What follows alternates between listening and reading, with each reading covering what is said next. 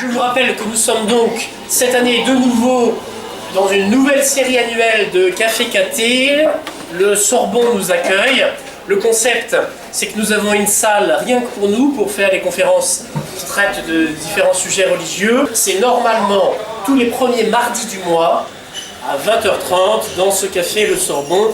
Cette année, vous avez peut-être reçu, et si ce n'est pas le cas, je vais vous les lire, les thèmes que nous allons aborder, conférence après conférence.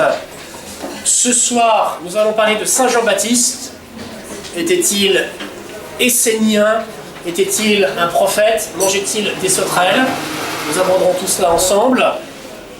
Le mois prochain, nous parlerons du démon, dont nous verrons qu'il est exégète, théologien, et qu'il embrasse notre Seigneur.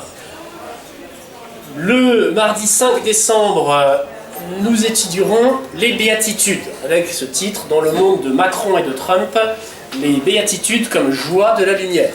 Donc, chapitre 5 de l'Évangile selon saint Matthieu. Nous avançons en fait au fur et à mesure, mais sans le dire, pour n'effrayer aucun d'entre vous, dans l'étude des chapitres de saint Matthieu, avec à chaque fois une focalisation sur un visage, sur une scène, sur un thème. Et l'Évangile selon saint Matthieu s'y prête bien. En janvier, nous verrons quelques conseils pratiques de notre Seigneur pour n'être pas hypocrite, païen, riche ou aveugle. En février, je vérifierai si vous n'êtes pas hypocrite, païen, riche et aveugle. Si vous êtes riche, il y aura un moyen très simple pour pallier à ça. À la fin de chaque conférence, il y a une petite corbeille où vous pouvez mettre votre richesse qui me permet de revenir en train au couvent et non pas à pied ou en stop. Le 6 février, nous verrons chien, loup et faux prophète. En mars, 10 miracles de notre Seigneur, entre lépreux guéris, possédés, exorcisés et belle-mère. Le mardi 3 avril, nous parlerons de Lévi et de la foi. Donc, Lévi et la foi avec Matthieu Lévi, pas Marc ou Bernard-Henri Lévy. Et le 2 mai, nous verrons 11 pécheurs et un pauvre monstre en route vers le royaume des cieux pour terminer au mois de juin sur les violences en empare, Jean-Baptiste encore, puisque nous le traitons aujourd'hui, et Élie, dont nous avons un spécialiste parmi nous. Voilà, donc aujourd'hui, nous allons découvrir, creuser, approfondir, décortiquer le chapitre 3 de l'Évangile selon saint Matthieu, en nous appuyant surtout, en appuyant notre regard sur la personne de saint Jean-Baptiste. Pour débuter, eh bien, je vais vous lire ce chapitre 3 que vous avez sous les yeux, qui est relativement court, hein. Lecture pas très longue. J'ai adjoint sur cette feuille que je vous ai remise, d'abord une très belle représentation de Saint Jean-Baptiste, de différentes étapes de la vie de Saint Jean-Baptiste par Rogier van der Weyden, et ensuite par des passages en plus petits, alors c'est pas un contrat d'assurance à signer, de Saint Luc qui ont trait à la vie de Saint Jean-Baptiste. L'Évangile selon saint Matthieu. En ces jours-là, parut Jean le Baptiste, prêchant dans le désert de Judée et disant « Repentez-vous car le royaume des cieux est proche ». C'est lui en effet dont a parlé le prophète Isaïe disant « Voix de celui qui crie dans le désert, préparez le chemin du Seigneur, aplanissez ses sentiers ». Et lui, Jean, avait un vêtement de poil de chameau et autour de ses reins une ceinture de cuir. Et il se nourrissait de sauterelles et de miel sauvage. Alors venait à lui Jérusalem et toute la Judée et toute la région du Jourdain. Et confessant leurs péchés, ils se faisaient baptiser par lui dans le fleuve du Jourdain. Voyant un grand nombre de pharisiens et de sadducéens venir à son baptême, il leur dit « Race de vipères, qui vous a appris à fuir la colère qui vient? Faites donc de dignes fruits de repentir, et ne vous avisez pas de dire en vous-même « Nous avons Abraham pour père ». Car je vous dis que de ces pierres mêmes, Dieu peut faire naître des enfants à Abraham. Déjà, la cognée est à la racine des arbres. Tout arbre, donc, qui ne porte pas de bons fruits sera coupé et jeté au feu. Moi, je vous baptise dans l'eau pour le repentir, mais celui qui vient après moi est plus puissant que moi. Je ne suis pas digne de dénouer ses sandales. Lui, il vous baptisera dans l'Esprit Saint et le feu. Dans sa main est le vent. Il nettoiera son air, il amassera son froment dans le grenier, et il brûlera la paille dans un feu qui ne s'éteint point. Alors parut Jésus, venant de Galilée, au Jourdain, vers Jean, pour être baptisé par lui. Jean s'en défendait en disant « C'est moi qui ai besoin d'être baptisé par vous, et vous venez à moi. » Jésus lui répondit « Laisse faire maintenant, car il convient que nous accomplissions ainsi toute justice. » Alors Jean le laissa faire. Jésus, ayant été baptisé, sortit aussitôt de l'eau. Et voici que les cieux s'ouvrirent pour lui, et il vit l'Esprit de Dieu descendre comme une colombe et venir sur lui. Et voici que des cieux, une voix disait « Celui-ci est mon Fils bien-aimé, en qui j'ai mis mes complaisances. » Voilà, fin du chapitre 3 de l'Évangile selon saint Matthieu. Vous avez l'intégralité du texte que nous allons étudier et du sujet, dirais-je. Et nous allons commencer par les premiers versets qui nous disent beaucoup sur Saint Jean-Baptiste. En ces jours-là, alors c'est une formule toute faite, qu'on retrouve chez Matthieu, mais aussi beaucoup chez Marc. Bon, ça veut dire, j'ai pas de date à vous proposer, tout simplement. En ces jours-là, Jean le Baptiste, et là, vous remarquerez que saint Matthieu donne déjà un qualificatif à Jean en l'appelant le Baptiste, alors qu'on ne sait rien de lui. Mais voilà, il lui donne son nom définitif, dont on verra chez saint Luc, dans les passages, non pas parallèles, mais précédents, que saint Matthieu ne présente pas. Saint Matthieu nous amène saint Jean-Baptiste adulte, âgé de 30 ans. Avec saint Luc, nous allons voir Jean-Baptiste petit. Mais là, Jean-Baptiste a 30 ans. Parut Jean le Baptiste, c'est-à-dire qu'avant, il était invisible. Où était-il? Saint Matthieu ne le dit pas. Prêchant, et comment il apparaît? Par la parole. Qu'est-ce qui fait apparaître Saint Jean-Baptiste? C'est sa parole. C'est la parole qui est l'objet qui tombe sous le sens de Louis, qui fait voir Jean-Baptiste. Donc, prêchant dans le désert de Judée. Ah, alors là on a un lieu. Je vous le redis, qu'est-ce qui fait paraître Jean-Baptiste? C'est la parole. Ce n'est pas sa présence physique. Parce que dans le désert, Jean-Baptiste y était déjà. Mais là, qu'est-ce qui fait qu'on le voit? Eh bien, c'est parce qu'on l'entend. Et c'est parce qu'il parle. Jean-Baptiste se tait jusqu'à l'âge de 30 ans, et à 30 ans, il commence à apparaître, et donc il apparaît. Et que dit-il? Repentez-vous, car le royaume des cieux est proche. Ah! Nous avons donc un homme qui vivait dans le désert, qui reste dans le désert, mais qui devient visible parce qu'il parle. Et qui dit quoi? Repentez-vous, car le royaume des cieux est proche. Et si on va un tout petit peu plus loin, en sautant la prophétie qui nous parle de Saint Jean-Baptiste, tirée de chez Isaïe, et que l'on va au descriptif de Jean-Baptiste, on nous dit qu'il avait un vêtement en poil de chameau. C'est un pagne, en fait. C'est pas une petite ceinture, c'est un pagne qui couvre la partie basse pendant qu'il a ce manteau en poil de chameau autour de lui. On a donc un homme qui vit avec des vêtements peu commodes. Si vous avez déjà essayé de porter du chameau, vous l'avez fait sans les poils qui est dessus. Et si vous le faites avec les poils, vous verrez tout de suite que, en fait, dans la tradition chrétienne, on appelle ça un cilice, c'est-à-dire un vêtement qui gratte, qui est désagréable et qu'on porte volontairement parce qu'il est désagréable. On a donc un ascète qui a un vêtement qui n'est pas beau, qui pique et qui portent un pagne, qui est le vêtement typique des prophètes. Des prophètes, à savoir des prophètes organisés en vie soit commune, soit érémétique, mais qui ont un habit reconnaissable, ce pagne de cuir qui indique leur état. Et ils se nourrissaient de sauterelles et de miel sauvage.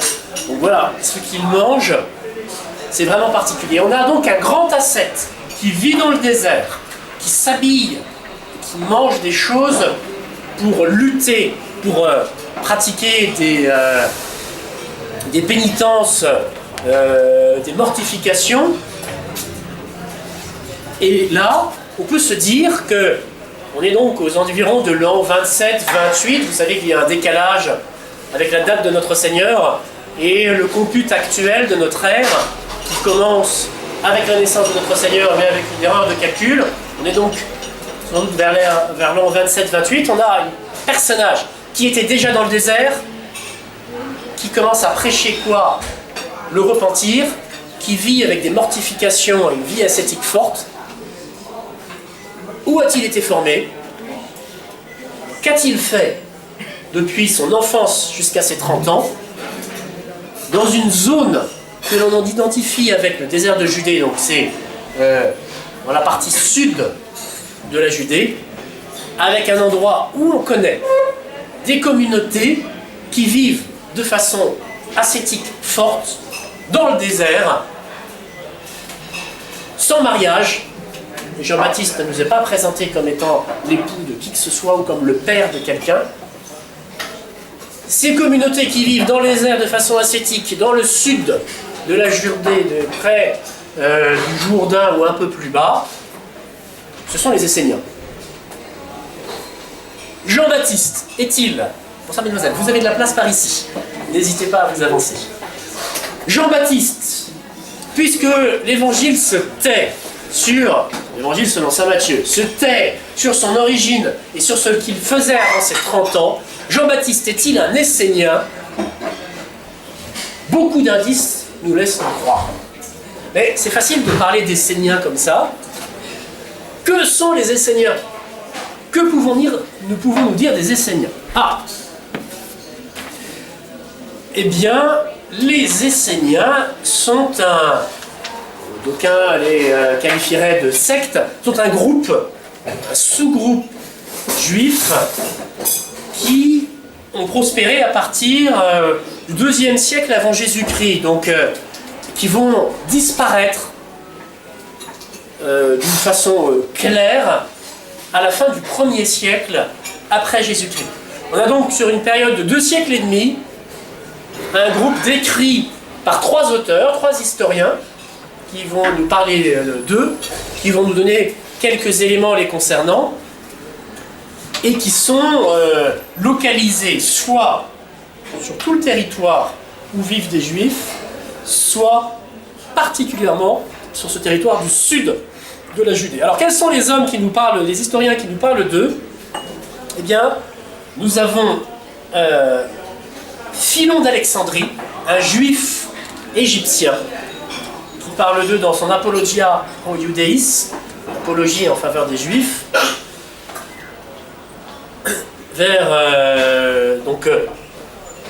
au début de notre ère, hein, dans cette époque-là. Philon est né en 12 avant notre Seigneur et est mort en 54 après Jésus-Christ. Philon était, figure très intéressante, hein, Philon d'Alexandrie. Philon d'Alexandrie était un juif alexandrin, donc juif vraiment, juif pratiquant, mais alexandrin aussi, donc très marqué par la culture grecque et par les philosophes grecs, dont on voit qu'ils ont imprégné sa pensée. Et on a en Philon d'Alexandrie un exemple de ce mélange de l'hellénisme et de la révélation. De la révélation cantonnée à l'Ancien Testament, mais de la révélation. Mais Philon va rester juif, hein. Philon qui meurt en 54 n'est pas chrétien, il ne se fera pas chrétien. On a un autre juif très célèbre en qui va se faire ce mélange et qui va avoir un impact définitif sur l'Église de la révélation et de l'hellénisme, c'est Paul de Tarse, Saint Paul.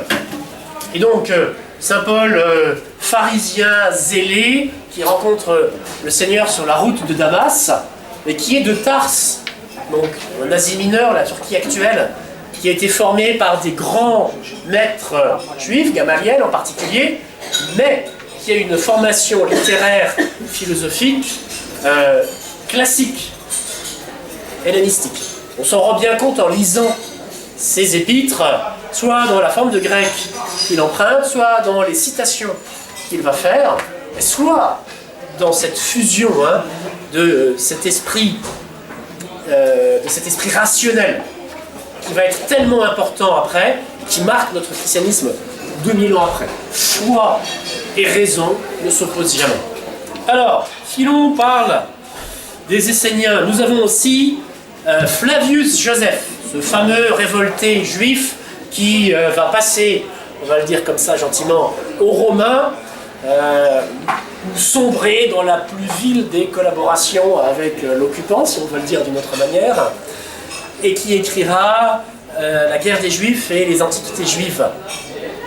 Et Pline l'Ancien, dans une courte notice de l'histoire naturelle. Donc on a 3 historiens qui nous parlent des Esséniens et qui nous en parlent peu.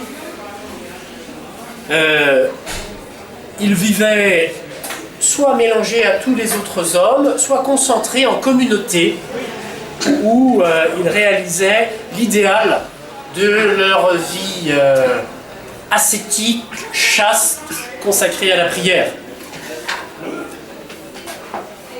Et je vais vous lire ce que dit Flavius Joseph pour aller directement aux sources dans les Antiquités juives.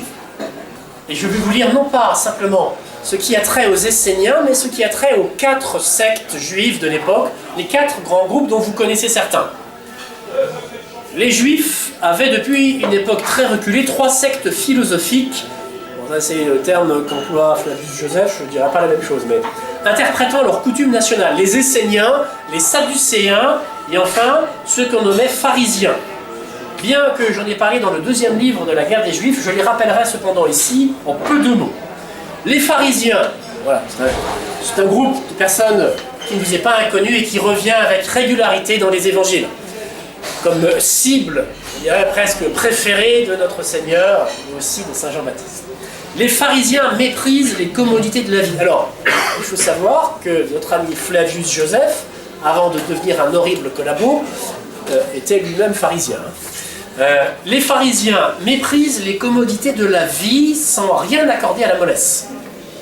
Ce que leur raison a reconnu et transmis comme bon, ils s'imposent de s'y conformer et de lutter pour observer ce qu'elle a voulu leur dicter. Ils réservent les honneurs à ceux qui sont avancés en âge et n'osent pas contredire avec arrogance leur avis. Très beau tout ça, hein ? Magnifique.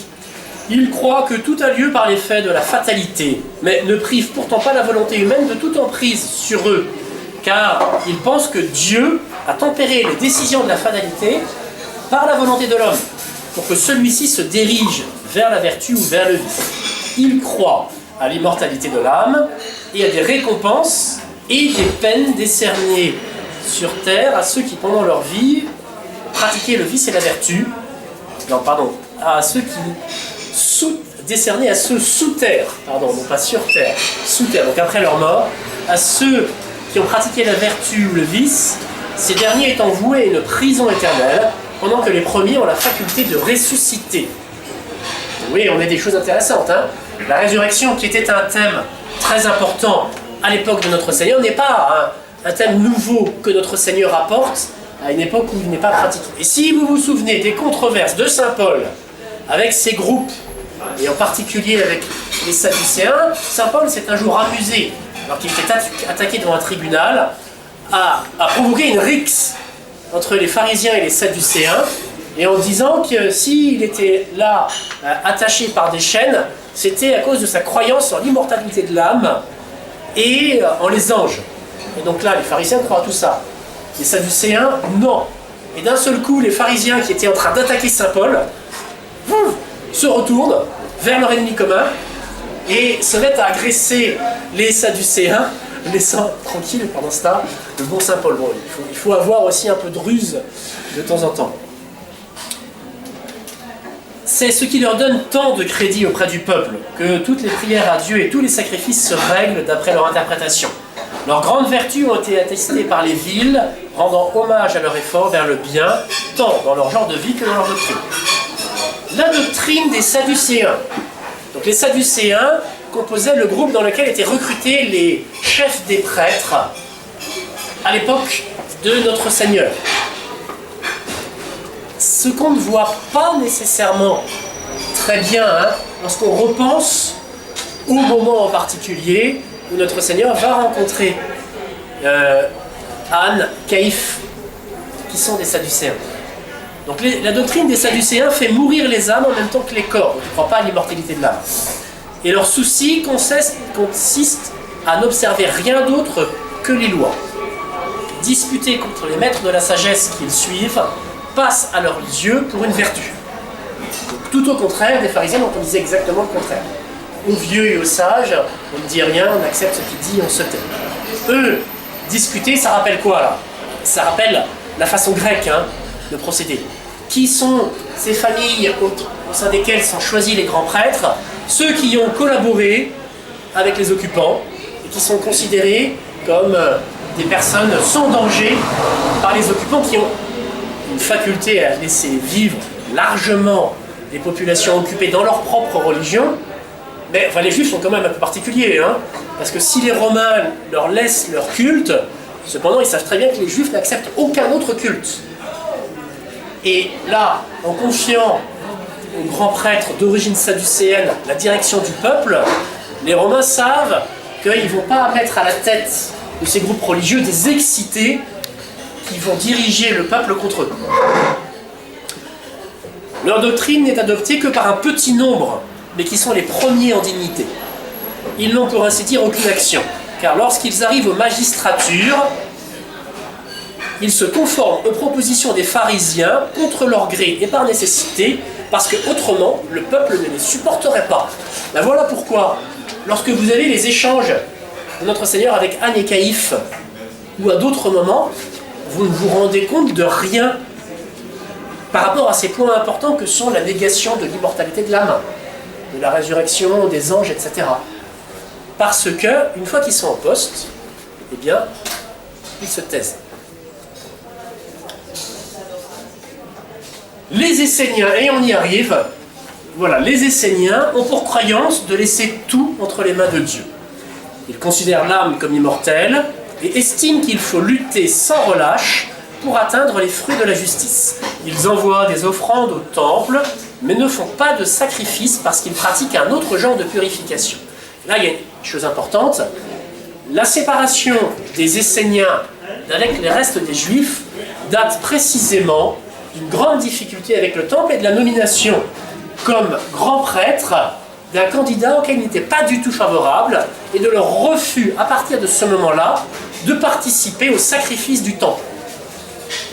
Il est demandé aux Juifs de monter à Jérusalem en récitant, vous savez, les psaumes graduels, les psaumes des montées, qui sont les prières préparatoires aux grandes fêtes que tout Juif observe, et de participer en s'unissant aux sacrifices qui sont faits, qui sont prescrits à l'occasion de ces grandes fêtes. Les Esséniens ne font pas ça. Il y a une sécession avec le centre vital du judaïsme, qui est le temple de Jérusalem. Donc ils font un autre genre de purification. Quel type de purification? Donc ils s'abstiennent de l'enceinte sacrée pour faire des sacrifices à part. Donc ils ne rentrent pas dans le temple de Jérusalem. Par ailleurs, ce sont de très honnêtes gens, et entièrement adonnés aux travaux de la terre. Il faut aussi les admirer, plus que tous ceux qui visent à la vertu, pour leur pratique de la justice, qui n'a jamais existé chez les Grecs ou chez les barbares. C'est Flavius Joseph qui parle. Pratique qui n'est pas nouvelle, mais ancienne chez eux. Leurs biens leur sont communs, les biens leur sont communs à tous, et le riche ne jouit pas plus de ses propriétés que celui qui ne possède rien. Et ils sont plus de 4000 hommes à vivre ainsi. Voilà, c'est un petit nombre par rapport au reste. Ils ne se marient pas, et ne cherchent pas à acquérir des esclaves parce qu'ils regardent l'un comme amenant l'injustice, l'autre comme suscitant la discorde. Alors, j'ai du mal à comprendre quoi s'applique à quoi. Donc, pratiquer l'injustice, je verrais plutôt ça comme s'appliquant à l'achat des esclaves et la discorde de mariage. Mais dans l'ordre dans lequel il met, c'est l'inverse. Je vous laisse juge de l'interprétation de ce court passage. Ils vivent entre eux en s'aidant les uns les autres. Pour percevoir les revenus et les produits de la terre, ils élisent à main levée des hommes justes et choisissent des prêtres pour la préparation de la nourriture et de la boisson. C'est-à-dire que les repas qui sont pris en commun chez les Esséniens sont préparés d'une façon spéciale par des hommes qui sont députés à ça, mais d'une députation toute religieuse. Manger ensemble est une œuvre sacrée. Leur existence n'a rien d'inusité, mais leur vie rappelle au plus haut degré celle des Das, appelés fondateurs. Bon, j'ignore tout, pas la peine de me poser des questions sur eux. Si vous avez des questions, d'ailleurs, petite parenthèse, eh bien, vous n'hésitez surtout pas à lever la main et à me poser votre question. Est-ce que c'est inopportun de rappeler qu'ils se disaient fils de lumière, les Esséniens, et tout ce qui n'était pas Essénien était fils des ténèbres? Alors, on va pouvoir y venir, on va pas pouvoir dire tout sur les Esséniens, mais on va essayer d'en dire un petit peu justement. Et de voir, alors là, donc, on a un exposé assez voilà, emballant de la part de Flavius Joseph, mais de voir aussi ombre et lumière. La quatrième secte philosophique eut pour fondateur ce Judas le Galiléen. Donc là, on est chez des Juifs. Il a annoncé qu'il nous présentait 3 sectes, et maintenant on arrive à 4. Ne vous inquiétez pas, c'est normal. Et d'ailleurs, vous avez la même chose dans la Sainte Écriture, dans les écrits de l'Ancien Testament sapientiaux, où on vous dit, on va vous donner 3 proverbes, et puis vous envoyez un 4e arrivé, et parfois même un 5e. Donc c'est comme ça. La quatrième secte philosophique, de qui s'agit-il? Il ne donne pas de nom, il donne un fondateur. Il s'agit possiblement des Zélotes, donc ceux qui luttent pour la liberté et l'indépendance d'Israël face à l'occupant romain.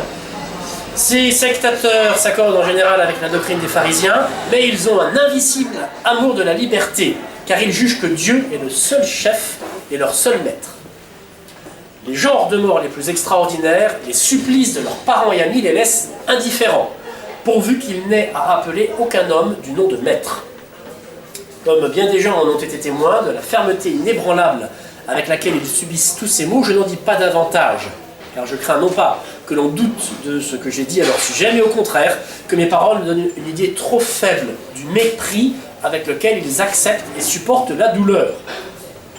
Voilà. Alors, la description colle très bien avec les Zélotes qui vont, en l'an 69, lancer une immense révolte contre les Romains, réussir à détruire les cohortes stationnées à Jérusalem et dont les débris vont fuir jusqu'à Césarée maritime, avant que les troupes venues de Syrie et de Phénicie redescendent pour venir reprendre le pays dans d'horribles massacres et dans des travaux militaires très difficiles jusqu'à encercler Jérusalem, ainsi que notre Seigneur l'avait prophétisé, et détruire Jérusalem en brûlant le temple.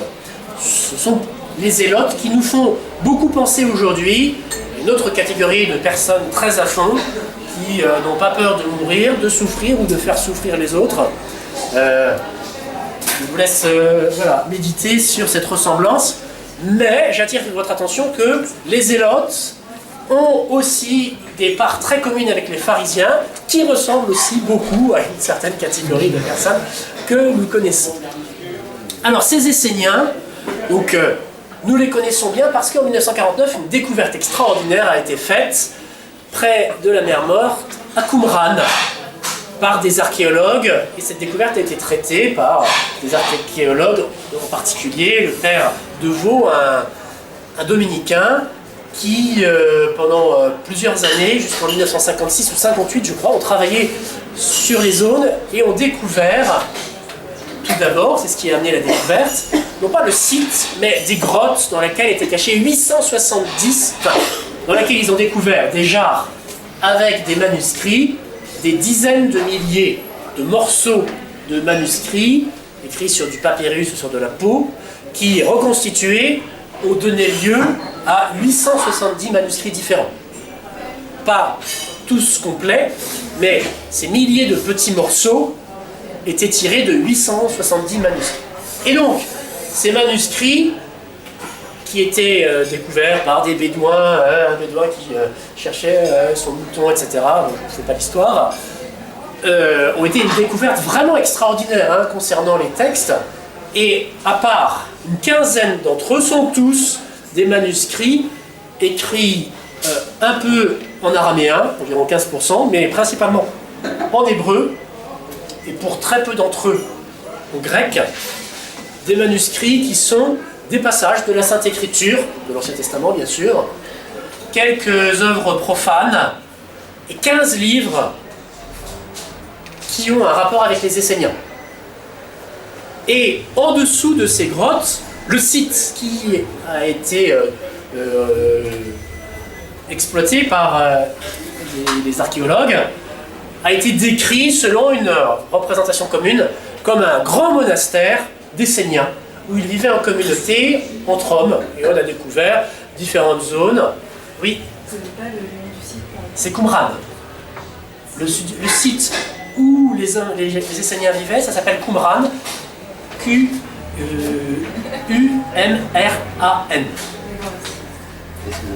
Oui. Comment on l'appelle les Esséniens d'ailleurs? Alors, en grec, Eta, Sigma, Sigma, Alpha, non, E-S-S, E-N-I-E-N-S.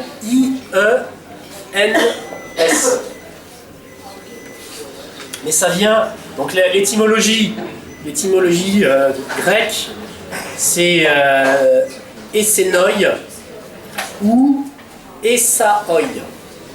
Bon, il y a des variantes dans la présentation de leur nom. Alors, la question qui était importante, est-ce que ce lieu, dans l'interprétation commune faite par les archéologues qui ont travaillé sur place, était bien un monastère d'Esséniens, et est-ce que la librairie, la bibliothèque qui a été trouvée dans les grottes au-dessus, venait de ce lieu, était bien la bibliothèque des Esséniens. Voilà, théorie commune, c'est on avait donc un lieu d'Esséniens avec des grands bassins pour se livrer à des purifications, parce que les Esséniens se purifiaient par l'eau très souvent, ils pratiquaient un baptême renouvelé pour leur purification. Il y avait donc un grand réfectoire où ils mangeaient en commun, un scriptorium, décrit de cette façon-là par le père Devaux, c'est-à-dire une pièce avec des tables où on a retrouvé des encriers, et puis des pièces communes, un cimetière, des murailles et un système de fortification. En fait, il y a un lieu qui, alors, à l'époque du fer, avait déjà été peuplé comme un lieu vers le 7e siècle avant Jésus-Christ, qui avait déjà été fortifié, puis largement abandonné, et ensuite, au 2e siècle avant notre Seigneur, repris comme une forteresse militaire pour protéger sur une ligne nord-sud. Donc on est au niveau de la mer Morte, pour protéger la frontière avec les tribus arabes ou autres qui sont de l'autre côté de la mer Morte. Et cette fortification s'est bâtie sur des structures qui existaient encore des premiers forts du 7e siècle. Et ensuite, un tremblement de terre a détruit une partie des murailles, ou du moins a endommagé le système de défense qui a été abandonné. Et on a eu une installation conséquente à cet abandon militaire par une communauté villageoise, ensuite, donc au 1er siècle avant notre Seigneur. Alors, est-ce que cette communauté villageoise était des Esséniens et était un grand monastère essénien? Il y a énormément de discussions, donc si le sujet vous intéresse, vous pourrez aller voir sur les sites qui se consacrent à la question, mais très peu de manuscrits, même de fragments de manuscrits, ont été découverts sur le site de Qumran. On en a découvert énormément dans les grottes, dans des jarres protégées, mais sur le site très peu. Par contre, on a découvert des milliers de pièces de monnaie, en argent et en bronze. Et en fait, selon les règles archéologiques, il y a des espèces de ratios. Si vous trouvez dans un lieu d'habitation, des pièces de monnaie qui ne sont pas un trésor amassé, hein, qui ne sont pas toutes dans une urne, mais qui sont disséminées sur le sol parce qu'elles ont été perdues ou abandonnées ou autres, ben vous avez une idée, vous multipliez par un facteur X qui vous donne une idée du nombre de pièces qui ont circulé sur ce lieu et vous circonscrivez le temps de circulation de ces pièces avec les dates de frappage des pièces de telle époque jusqu'à telle époque. Donc là, la quantité de pièces fait que on a eu une circulation sur le site de Qumran de millions de pièces de monnaie. Alors pour une communauté d'hommes seuls, vivant de l'agriculture, qui veulent être pauvres, n'être attachés à aucune richesse, il y a un truc qui colle pas là.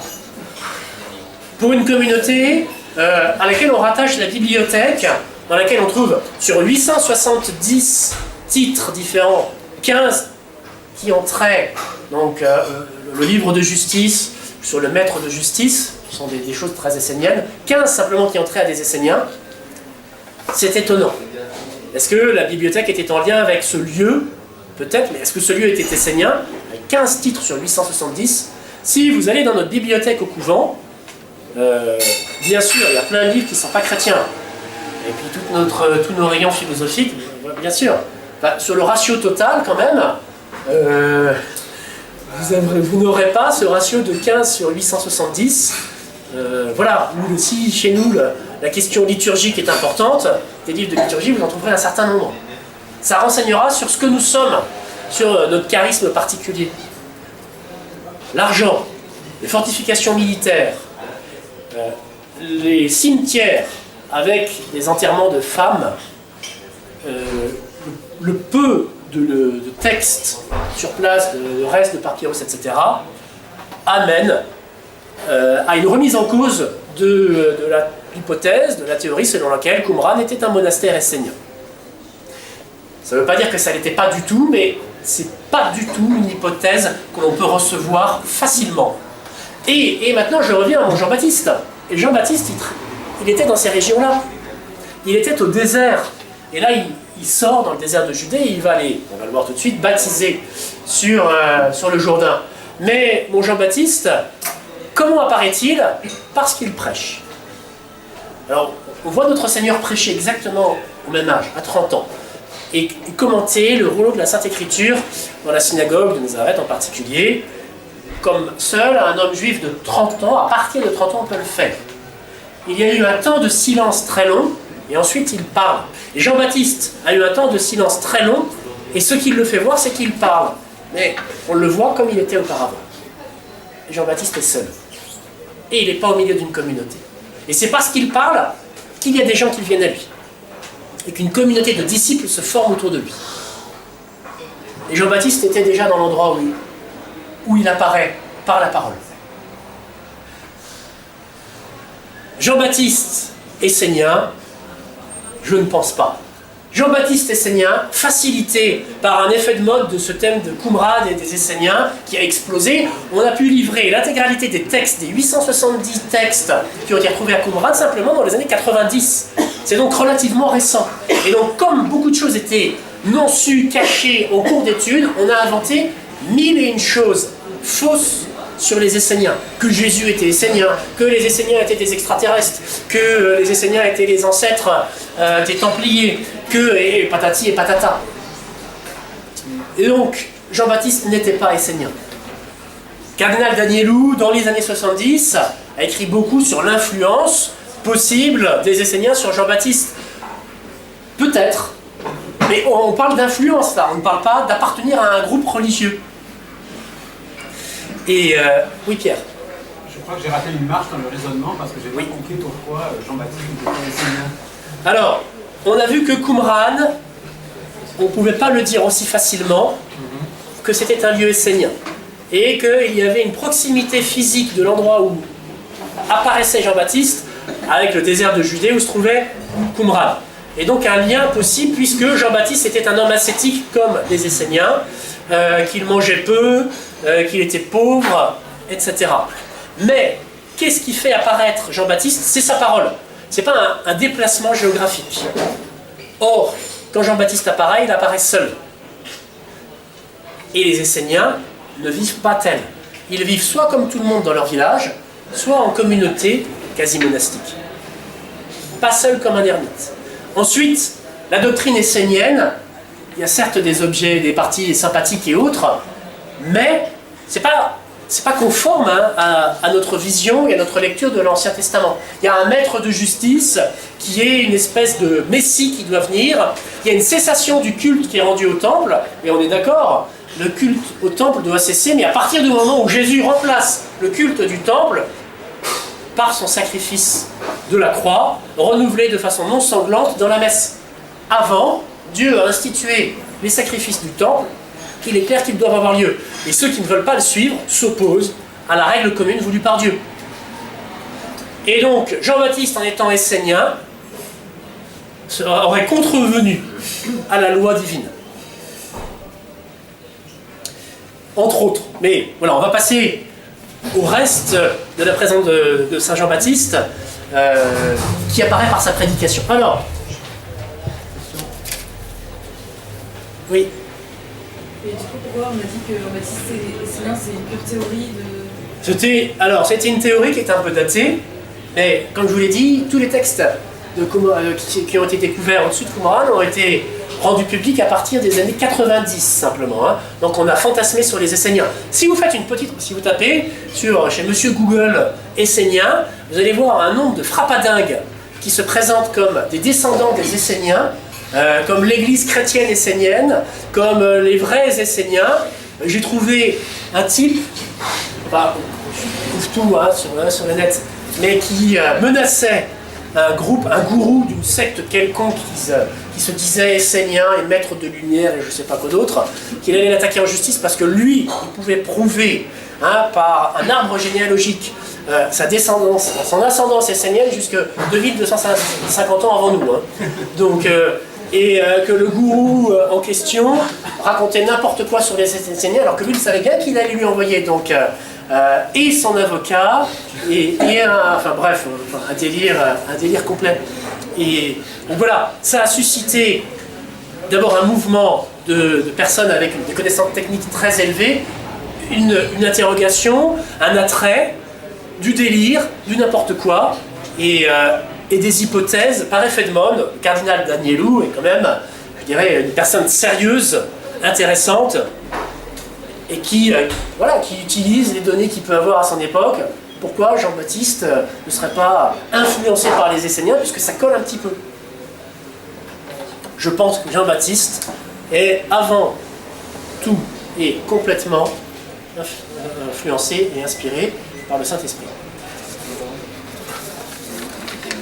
Alors, c'est lui en effet dont a parlé le prophète Isaïe, disant « Voix de celui qui crie dans le désert, préparez le chemin du Seigneur, aplanissez ses sentiers. » Voilà, Jean-Baptiste, c'est qui? C'est le prodrome, c'est le précurseur. Il a été annoncé par Dieu dans l'Ancien Testament comme devant annoncer la venue du Messie dans le Nouveau. Il est l'articulation entre l'Ancien et le Nouveau Testament. Jean-Baptiste est une articulation. Et il est là en préparation. On verra donc dans notre avant-dernier ou dans notre dernier Café Caté de l'année au mois de juin d'autres choses sur Saint Jean-Baptiste qui est une figure extraordinaire de l'Évangile, qui est vraiment un maître en spiritualité. On verra ces éléments-là. Donc les violents s'en emparent, Jean-Baptiste et Élie, comme maîtres en spiritualité pour une vie intérieure féconde en suivant leur exemple. Et je vous annonce tout de suite qu'il n'y a pas besoin de porter un manteau en poil de chameau et de manger des sauterelles pour suivre l'exemple de Saint Jean-Baptiste. D'écoutant sa prédication, et je vous donnerai quelques points précis de sa prédication, vous réussirez, si vous les observez, à progresser fermement dans votre vie intérieure. Donc, voilà, il avait un vêtement en poil de chameau, un pagne de cuir, il se nourrissait de sauterelles. Donc on voit chez les Juifs qu'on a l'autorisation de manger des sauterelles soit grillées, soit bouillies vivantes. Donc j'imagine moi plus facilement que pour varier un peu sa nourriture, il grillait ces sauterelles en les trempant dans le miel, qui sont un peu plus goûtus avant de manger le tout. Alors venez à lui, Jérusalem, et toute la Judée et toute la région de Jourdain. Bon, c'est une expression, vous comprenez bien. Tout Jérusalem comme tout Paris ou tout Chéméry-le-Roi. Tout Chéméry-le-Roi s'est réjoui à l'annonce de l'élection du nouveau prieur de la fraternité Saint-Vincent-Ferrier, le révérend père de Binière. C'est une expression, je ne sais pas, allez vérifier dans chacune des maisons de Chéméry si c'était le cas.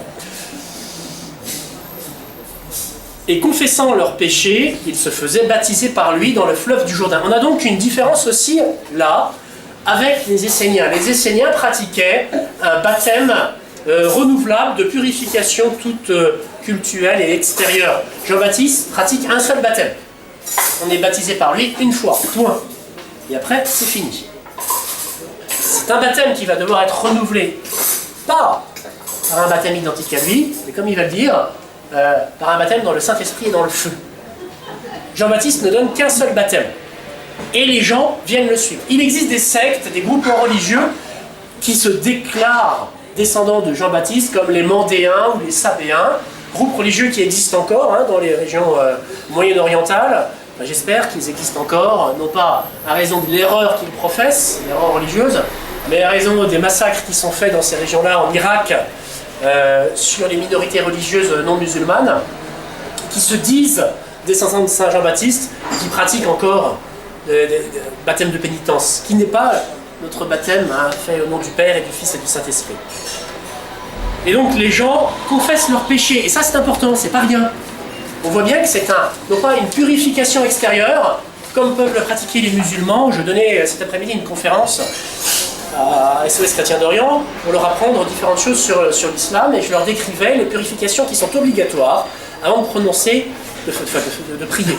Eh bien, ces purifications, donc on se lave les mains, puis les bras jusqu'au coude, puis les pieds, la tête, les oreilles, etc. Ces purifications sont des purifications rituelles. Elles n'obtiennent pas un pardon des péchés. Et si on ne les fait pas, ben, votre prière est nulle. Et Saint Jean-Baptiste ne pratique pas ça du tout. Il demande aux gens de s'accuser de leurs péchés. C'est pour être purifié intérieurement, pour être pardonné de leurs péchés. Et alors, que dit-il lui-même? Une chose intéressante. On l'a vu tout à l'heure. Repentez-vous. Comment on traduit ça en grec? Par métanoïa. C'est un mot que vous avez peut-être déjà entendu et qui s'est introduit dans le vocabulaire religieux français. La métanoïa, c'est quoi? C'est une conversion. En sport, on appelle conversion le mouvement qui consiste à se retourner, à changer de direction.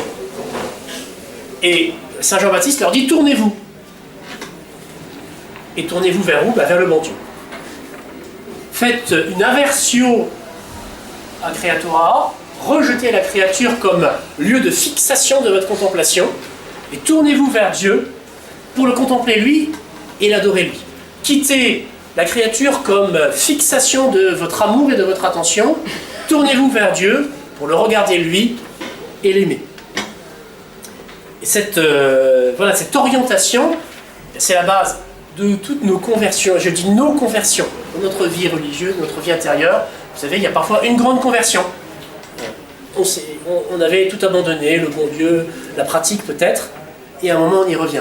Et puis il y a ces petites conversions, qui sont autant de passages qui nous rapprochent du bon Dieu et qui nous élèvent, et qui sont dus bien sûr à une éruption du Saint-Esprit en nous, mais surtout à une écoute de notre part de ce mouvement du Saint-Esprit qui nous tourne plus fidèlement vers l'Orient qui est le Christ ressuscité, qui nous oriente donc, qui nous oriente vers Dieu. Alors, ces gens-là qui viennent voir Saint Jean-Baptiste, qui viennent-ils voir? Bien, je ne vais pas vous lire tout l'évangile selon Saint Luc, dont je vous ai donné ici, dans la partie qui traite de l'enfance de notre Seigneur, les points les plus importants. Mais, en gros, je vous rappelle, le père de Saint Jean-Baptiste est Zacharie, prêtre, la mère de Jean-Baptiste, Élisabeth, descendante d'Aaron, donc une femme qui appartient à la caste que les prêtres peuvent épouser, qui est fidèle dans son mariage, faire ce que Dieu a demandé. Et ils étaient avancés en âge, pas d'enfants, et il est tiré au sort pour aller faire le service dans le temple. Et là, il voit un ange, ce qui le stupéfait, et l'ange lui dit qu'il va avoir un fils. Ne crains pas, ta prière a été exaucée, ta femme Élisabeth t'enfantera un fils que tu appelleras Jean. Ce sera pour toi joie et allégresse, et beaucoup se réjouiront de sa naissance, car il sera grand devant le Seigneur. Il ne boira ni vin, ni rien de ce qui en est. Donc là, on voit qu'il va être destiné à devenir comme un nazir, ces personnes de l'Ancien Testament qui se consacrent d'une certaine façon à Dieu pour un temps, qui se rasent les cheveux puis se laissent pousser après, cessent de boire du vin et se donnent à Dieu. Pour éviter de confondre les mouvements que l'Esprit de Dieu pourrait produire en eux avec ceux que l'alcool pourrait le faire. Hein. Vous savez très bien que l'alcool rend chacun un petit peu différent, hein. Soit triste, soit gai, soit violent, soit apathique, soit pleurnichard ou autre. Et on peut attribuer à la conversation ou à la rencontre qu'on a eue un effet qui n'est que celui de l'alcool. En évitant de boire de l'alcool, on ne confond pas un effet divin avec celui de l'alcool. Mais là, Zacharie lui répond, alors déjà, il va ramener beaucoup d'enfants d'Israël au Seigneur leur Dieu, et lui marchera, Dieu marchera devant lui avec l'esprit et la puissance d'Élie, pour ramener les cœurs des pères vers les enfants et les indociles à la sagesse des justes, afin de préparer au Seigneur un peuple bien disposé. Préparer au Seigneur un peuple bien disposé à accueillir le Messie. Voilà à quoi, quelle est la mission de Saint Jean-Baptiste qui est dévoilée par l'ange, dont on ne dit pas le nom là, pas tout de suite, ça va venir juste après, à Zacharie. Et Zacharie ne veut pas croire. Il refuse. À quoi le reconnaîtrai-je, car je suis vieux et ma femme est avancée en âge. Alors là, l'ange s'énerve un peu, on dirait, il ne s'énerve pas en fait, mais il s'énerve un peu. Je suis Gabriel, qui me tient devant Dieu, j'ai été envoyé pour te parler et t'annoncer cette heureuse nouvelle. Qui dit, attends, je te dis quelque chose de très joyeux et toi tu ne me crois pas. Et pourtant je suis quelqu'un d'important, je suis un ange qui me tient devant Dieu. Tu seras muet, tu ne pourras parler jusqu'au jour où ces choses arriveront parce que tu n'as pas cru à mes paroles, qui s'accompliront en leur temps. Et voilà, il sort, et puis ensuite on voit la Sainte Vierge, qui l'ange Gabriel va annoncer qu'Élisabeth est enceinte, la Sainte Vierge qui se précipite pour aller servir sa cousine âgée dans sa grossesse, et au moment où les deux femmes s'embrassent, Jean-Baptiste qui tressaille de joie dans le ventre de sa mère, parce qu'il a reçu le contact du Christ par le biais, l'intermédiaire de Marie, qui est Théotokos et porteuse de Dieu, Élisabeth, qui prend dans ses bras Marie, et qui est comme le vecteur de cette transmission de la grâce et de cette manifestation de la présence de son Messie pour lequel il a été conçu. C'est-à-dire, Jean-Baptiste n'est là que pour Jésus. Hein.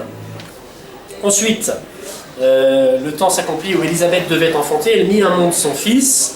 Tout le monde veut appeler le fils Zacharie comme son père, et elle dit non. Bon, alors une femme qui se mêle des affaires importantes, à savoir de donner un nom à son enfant. Donc les gens se tournent vers la personne vraiment importante, à savoir le mari, et en lui tendant une tablette pour lui dire bon, mais il va s'appeler comment ce fils? Et Zacharie dit il s'appellera Jean. Donc, voilà, il sait qu'il doit obéir à l'ange. Il a suffisamment été puni pour pas continuer. Et donc il donne ce nom de Jean. Et au moment où il écrit Jean et son nom, eh bien sa bouche se délite. Alors, ce qui est amusant, c'est qu'on voit que les gens lui parlent par signes. Donc il n'est pas simplement muet en fait. Parce que s'il était juste muet, on pourrait lui parler. Non, ils lui font des signes pour lui parler. Ça veut dire que, c'est pas écrit, hein, mais probablement il n'était pas simplement muet, mais sourd. Voilà, tous furent dans l'étonnement, sa langue se délia et il parlait bénissant Dieu. La crainte s'empara des habitants d'alentour et tout le monde parlait de ces choses-là. Ensuite, on a la grande déclaration de Zacharie, c'est le Benedictus, cantique de Zacharie. Quant à toi, petit enfant, une très belle prière, donc que les prêtres, les religieux et les religieuses disent tous les matins à l'office de l'aude.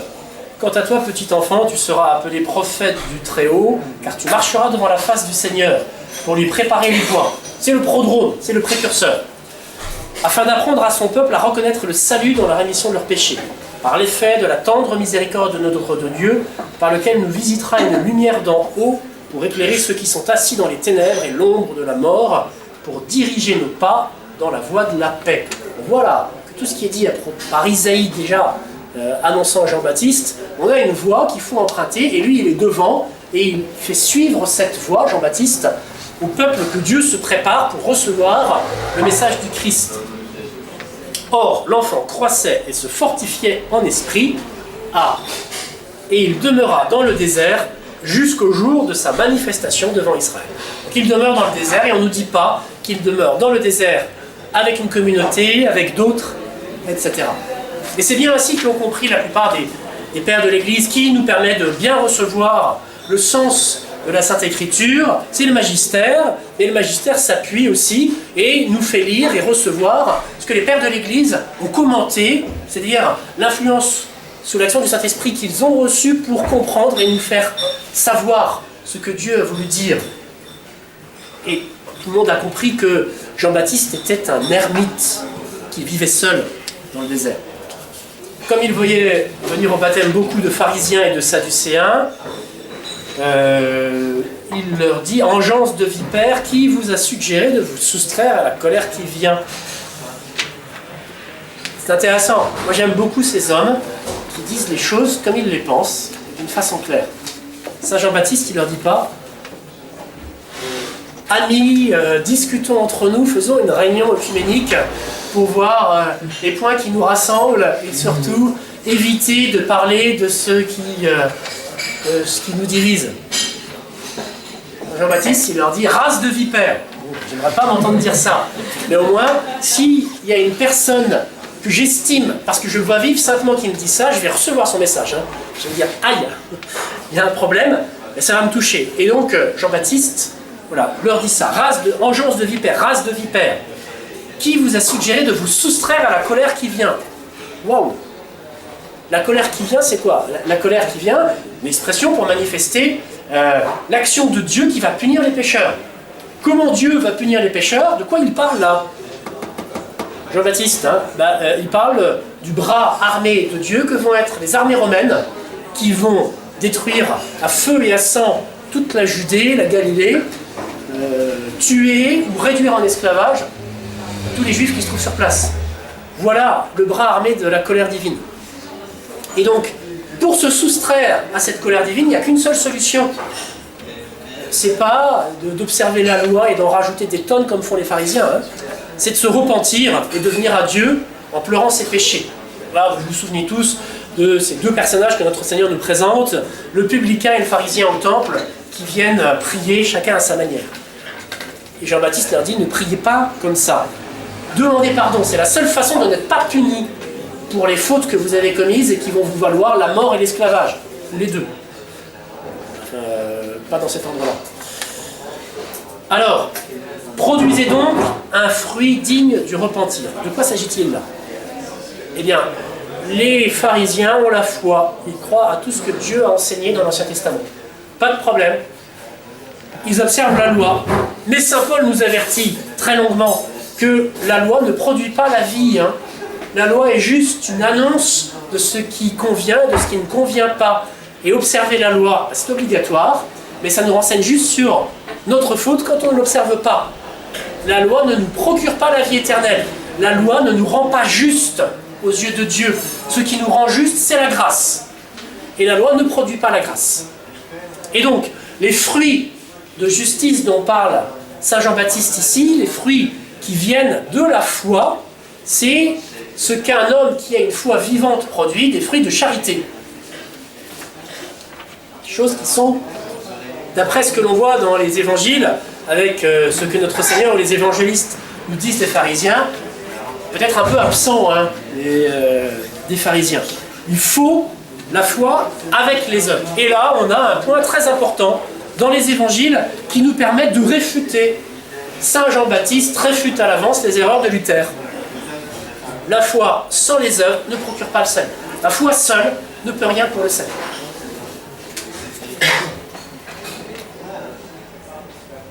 Ne vous avisez pas de vous dire en vous-même, nous avons pour père Abraham, car je vous le dis, Dieu peut, des pierres que voici, faire surgir des enfants à Abraham. Donc pour les Juifs, facile. Ils savent que Dieu a fait des promesses à Abraham. Et donc, étant compris dans cette descendance d'Abraham à qui a été fait les promesses, mais Saint Paul va rectifier, il va bien dire que Dieu a fait des promesses à la descendance d'Abraham, comme à un seul. Et donc, il ne s'agit pas d'être un fils par le sang d'Abraham, il s'agit d'être enfant par la foi d'Abraham. De même qu'Abraham a produit des œuvres dans sa foi. Quand Dieu lui a demandé de quitter sa famille, sa terre, Abraham a suivi Dieu et a obéi. Et donc voilà comment on doit être un fils d'Abraham, un fils dans l'obéissance et dans la foi d'Abraham. Et nous sommes tous, vous le savez, comme l'a dit Pie XI, et nous l'a rappelé à un moment où cette question de la race et du sang d'Abraham était importante, spirituellement des Sémites. Nous sommes spirituellement des Sémites. Nous sommes des fils d'Abraham. En Jésus-Christ, nous sommes tous des fils d'Abraham. Parce que nous avons reçu cette promesse, le fruit de cette promesse, à Jésus donné comme salut pour ceux qui le reçoivent. Et nous sommes les vrais fils d'Abraham. Et malheureusement, les Juifs, ceux qui pratiquent le judaïsme aujourd'hui, ne sont pas les fils d'Abraham. Ils pratiquent une autre religion que celle que les Juifs ont pu pratiquer à l'époque de notre Seigneur. Une autre religion avec d'autres pratiques, il y a des choses qui sont communes. Peut-être que par le sang, ce sont des fils d'Abraham, mais ils ne sont pas fils d'Abraham par la foi qu'ils n'ont pas. Et par ces pratiques qui, depuis la destruction du temple, ont été substituées à celles de l'Ancien Testament. Et ça, c'est déjà ce qu'annonce Saint Jean-Baptiste. Dieu peut d'une pierre, ça nous renseigne aussi sur l'état de nos ancêtres les païens. Nous sommes quoi? Des fils de la pierre qui est inerte, et qui ne réagissait pas à l'action de Dieu. Dieu a fait des pierres inertes qui ne recevaient pas son message, et qui ne lui rendaient pas un culte. Des fils d'Abraham, nos ancêtres les païens qui ont reçu le message du Christ, ont été transformés de l'état de pierre à l'état de fils d'Abraham.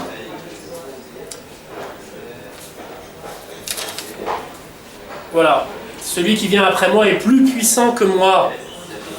Je ne suis pas digne de dénouer ses sandales. C'est le travail des esclaves. Donc lui, il dit, je ne suis pas digne d'être même simplement l'esclave de Jésus. Lui, vous baptisera dans l'Esprit Saint et le feu. Sinon, attention, tout arbre qui ne porte pas de fruits sera coupé et jeté au feu. Donc ceux qui ne croient pas à l'enfer, qu'ils lisent les premiers versets de l'évangile de Saint Matthieu, puis les suivants, puis le milieu, puis ce qui est entre milieu et la fin, puis la fin, et ils verront partout cette annonce de l'existence de l'enfer et de ceux qui s'y trouvent. L'enfer n'est pas vide, soit par Jésus, soit par ses saints. Dans sa main est le vent, vous savez, ce crible par lequel on fait passer les grains de blé pour retirer l'écorce et garder le grain de blé lui-même. Il nettoiera son air, il amassera son froment dans son grenier, donc le bon grain, au paradis, et il brûlera la paille dans un feu qui ne s'éteint point en enfer. Attention, hein. Aujourd'hui, qui est paille, qui est grain parmi nous? La question n'est pas tranchée définitivement. Hein. Je vous souhaite tous d'être ce bon grain qui va être gardé et posé dans le grenier. Mais vous pouvez très facilement vous transformer en cette paille qui va alimenter le feu qui ne s'éteint point. Voilà la présentation de Saint Jean-Baptiste, son message percutant. Et ensuite arrive celui qu'il est chargé d'annoncer et auquel il a dû préparer les voies. Là, c'est Jésus. Parut Jésus venant de Galilée au Jourdain vers Jean pour être baptisé de l'homme. Alors, on discute un petit peu de l'emplacement exact, Béthanie du Jourdain, où était Jean pour baptiser. Alors, comme il y a aujourd'hui des choses importantes qui concernent le lieu où Jean a pu baptiser, vous avez deux lieux où Jean a baptisé. Sur la rive droite, côté israélien, et sur la rive gauche, côté jordanien. Donc, si vous ne voulez pas aller en Israël, vous pouvez aller sur les lieux où Jean-Baptiste a baptisé en Jordanie, c'est là le vrai. Si vous ne voulez pas aller en Jordanie, vous allez en Terre Sainte et vous serez sur le vrai lieu où a baptisé Jean-Baptiste. On verra cette question avec une grano salis, avec une petite pointe d'humour aussi concernant les reliques de Saint Jean-Baptiste. Vous aurez des facilités géographiques pour vous rendre auprès des reliques de Jean-Baptiste. Alors, vient Jésus dans ce lieu pour être baptisé par Jean-Baptiste. Alors vous allez me dire tout de suite qu'il y a un problème. Jésus est la source de tous les sacrements, il a institué tous les sacrements. Et il est même un des sacrements, la Sainte Eucharistie. A-t-il besoin de recevoir un baptême de pénitence pour le pardon de ses péchés? Ben non. Non. Il n'a commis aucun péché, il n'a pas besoin d'être baptisé. Et pourtant il vient. Et là, Saint Jean-Baptiste ne dit rien, il ne lui dit pas « mais tu es sans péché et donc tu n'as pas besoin d'être baptisé, donc c'est moi qui dois être baptisé par toi ». Non, il ne le dit pas, mais il réagit comme ça, il dit non. On a encore un lieu où on a eu tout au XIXe siècle des écoles d'exégètes rationalistes qui nous disaient que Jésus a découvert sa vocation de fils de Dieu à ce moment-là, dans la parole que Dieu va prononcer dans un instant et que je vais vous lire. Non. Jésus est Dieu. La seconde personne de la Sainte Trinité reçoit et assume une nature humaine en l'an 0 ou moins 3 avant Jésus-Christ, mais cette seconde personne de la Sainte Trinité est et a toujours été Dieu et restera Dieu. Unie à son humanité, elle reste Dieu, elle le sait de science divine, immédiate, permanente, parce qu'elle a la vision béatifique. Alors, Jésus... Est-ce qu'on peut considérer que sa nature divine est cachée avant cette révélation? Oui, elle est cachée, hein. Elle est cachée par son humanité, c'est clair. C'est là où on rejoint finalement en fait, cette théorie. Oui, cependant, n'oublions pas qu'il y a eu des petites choses intéressantes, particulièrement au moment de la conception. Alors, il n'y avait pas de témoin à part Marie, mais il y a quand même un ange qui débarque. Au moment de la nativité de notre Seigneur, de nouveau des anges pleins dans le ciel qui chantent, qui préviennent les bergers, une naissance miraculeuse. On a peu de témoins de la naissance miraculeuse, à part Joseph et la Sainte Vierge, bien sûr. Naissance miraculeuse, donc je vous rappelle que Marie est vierge avant, pendant, après la naissance de notre Seigneur Jésus-Christ. Et donc voilà, c'est pas énorme comme manifestation de la divinité de notre Seigneur, mais il y a déjà ça. Et ensuite, là, oui, avec cette théophanie trinitaire que je vais vous lire, là c'est clair que la divinité de Jésus ne se cache plus, se montre aux hommes. Mais il y a aussi l'épisode du temple, quand il dit « je me dois aux affaires de mon Père ». Oui, ça peut se comprendre. Ça peut se comprendre d'une façon, je dirais, humaine. Dieu est notre Père, et notre Seigneur vient aux affaires de son Père. Ensuite, la Sainte Vierge médite ça, ça veut dire qu'elle le reçoit, et elle sent qu'il y a un mystère à approfondir là-dedans. Elle sait que son fils est né de l'action du Saint-Esprit, elle ne va pas le découvrir à 12 ans, au moment du recouvrement au temple, mais c'est un mystère. À tous les amoureux de l'approfondissement des mystères, nous sommes au mois de la pratique de l'approfondissement des mystères, mois d'octobre, mois du rosaire, méditer sur les mystères en récitant le chapelet. Alors, continuons. Donc Jésus lui répondit, laisse faire maintenant, car il convient que nous accomplissions ainsi toute justice. De quelle justice s'agit-il? Il ne s'agit pas de rendre Jésus juste, il s'agit d'établir que le baptême de Jean-Baptiste est juste et vient de Dieu. Et que Jésus valide ce baptême en le recevant. Jésus ayant été baptisé, donc Jean le plonge dans l'eau du Jourdain, ce qui donne un statut particulier à ce fleuve, vous savez, peut-être que certains d'entre vous ont été baptisés avec de l'eau du Jourdain, c'est une forme de piété un peu classique, ceux qui vont en pèlerinage en Terre Sainte prennent une bouteille, remplissent de l'eau du Jourdain, baptisent leurs enfants avec, font baptiser leurs enfants avec. Le Jourdain a été sanctifié par la présence de notre Seigneur Jésus-Christ. Et voici que les cieux s'ouvrirent pour lui, et il vit l'Esprit de Dieu descendre comme une colombe et venir sur lui. Donc on a la première théophanie, il y en a deux dans le Nouveau Testament, avec l'apparition des manifestations des trois personnes de la Sainte Trinité. La deuxième, Jésus, bien sûr, le Saint-Esprit qui descend comme une colombe, et la voix du Père. Alors, le Saint-Esprit qui descend sur l'eau, c'est pas nouveau. On a ça déjà dans la Genèse, le premier chapitre, avec l'Esprit de Dieu qui planait sur les eaux. Pourquoi? Eh bien, parce que la création divine, la création par Dieu est une œuvre trinitaire. Tout ce qui est à l'extra, tout ce qui est à l'extérieur de Dieu est fait par les trois personnes, le Père, le Fils et le Saint-Esprit. On peut leur dire par mode, je dirais, d'attribution que c'est le Saint-Esprit qui vivifie les eaux, comme le passage de la Genèse le laisse entendre. Mais le prologue de Saint Jean, où l'on parle de Jean-Baptiste, dit que c'est le Verbe qui fait toute chose, mais c'est vrai. C'est pas parce qu'on dit que le Verbe fait toute chose que ça empêche le Père et le Saint-Esprit de faire toutes choses. Donc le Saint-Esprit était déjà présenté comme planant au-dessus des eaux dans le premier chapitre de la Genèse. Et là, il descend sur les eaux encore du Jourdain pour montrer, c'est comme un doigt qui manifeste qui est celui qui est concerné par la parole du Père. Celui-ci est mon Fils bien-aimé en qui j'ai mis toutes mes complaisances. Voilà, mon Fils, c'est important, bien-aimé, évidemment, et l'envoi du Saint-Esprit marque cet amour de Dieu. Le Père et le Fils s'aiment en l'Esprit Saint. C'est le lien d'amour trinitaire, le Saint-Esprit.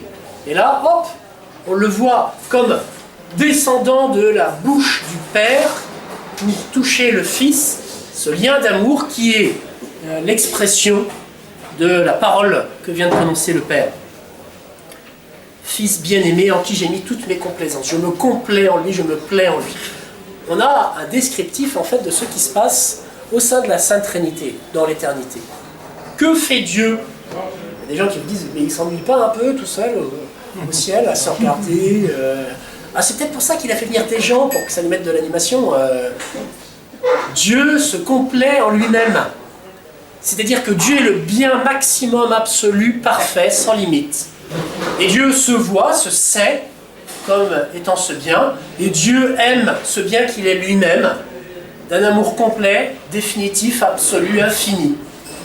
Et il trouve son bonheur à s'aimer. Et son bonheur est le terme de cet acte par lequel il se sait bon et il s'aime comme source et terme de bonté.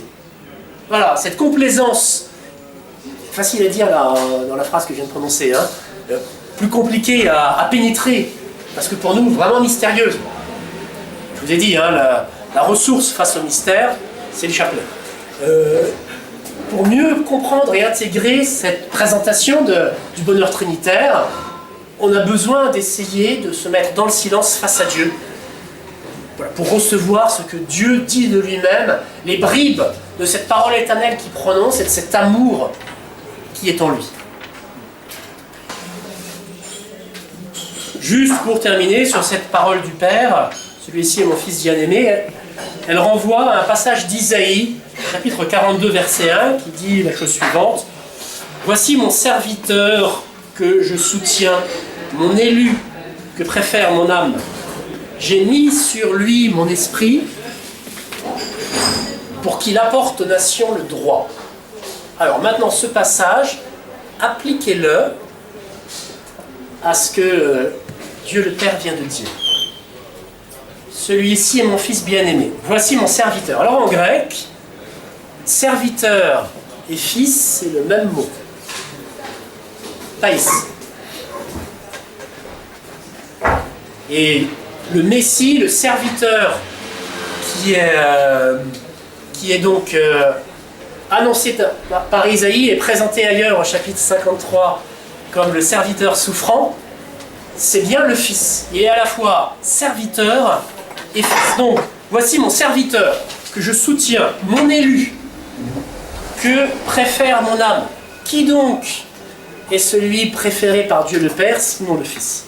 J'ai mis sur lui mon esprit, voilà, cette descente de la colombe, pour qu'il apporte aux nations le droit. Jésus vient annoncer aux nations le droit. Et c'est le dernier point important, puisque Isaïe, voilà, c'est une source énorme de préparation au Nouveau Testament, mais quel est le message important d'Isaïe par rapport à la révélation? Tout ce que Dieu dit, c'est pas simplement pour les Juifs, c'est pour les nations, c'est-à-dire c'est pour tous les hommes, c'est un message universel. Et Saint Jean-Baptiste, et ce passage de l'évangile selon saint Matthieu, avec une première prophétie, un premier appel par Isaïe, de ce que Isaïe disait de Saint Jean-Baptiste, et ce dernier passage où Dieu lui-même se répète en quelque sorte entre ce qui était dit dans le chapitre 42 d'Isaïe et sa parole sur le Christ, nous montre l'enracinement de Jean-Baptiste comme venant accomplir ce qui a été dit de lui et prévu par Dieu dans le Nouveau Testament, charnière pour l'annonce aux nations du Christ comme salut pour tous. Y a-t-il des questions ?